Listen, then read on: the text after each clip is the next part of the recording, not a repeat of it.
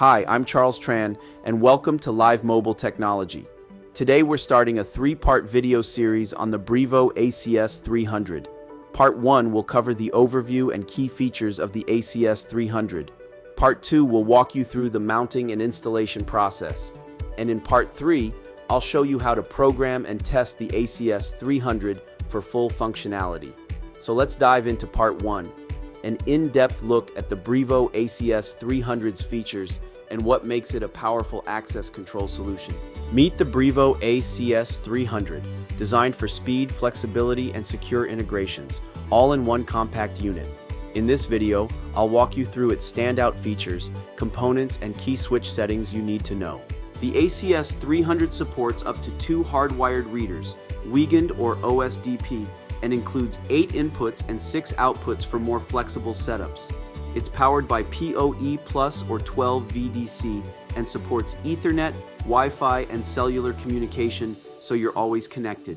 It buffers up to 60,000 offline events and stores up to 250,000 credentials, making it ideal for sites that can't afford downtime. It even supports up to 30 Brivo wireless locks, giving you extended control without the extra cabling. Let's take a closer look at the ACS300's key components. Wi-Fi antenna connector, pre-installed. SW2 switches. RS485 termination switch. OSDP RS485. Reader 1 Wiegand. Reader 2 Wiegand. External 12-volt power. Grounding screw. LAN PoE connector. Administrative interface connector. USB Brivo cellular module connection and firmware upgrades in an offline condition. D1 aux relay 2. D1 2 aux inputs. D1 AUS relay 1. D1 lock output. D1 REX and DPS. D1 wet-dry switch. Switch settings are critical. Here's what you should know. SW21 tamper, enabled if you want tamper detection and disabled to turn it off. SW24 Wi-Fi, off means Wi-Fi is enabled and on means Wi-Fi is disabled. SW26 firmware reset, only used when instructed by Brivo tech support.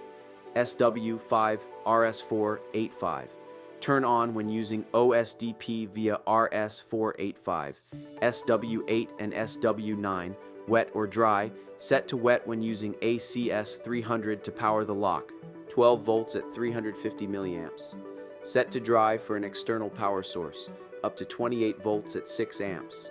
Double-check switch settings before powering on to avoid configuration issues. In Part 2 of the ACS300 series, I'll demonstrate the step-by-step process for mounting and installing the ACS300 controller. Stay tuned for the next video. For additional Brivo-related content, visit my channel and explore the Brivo playlist. And don't forget to like and subscribe for more updates.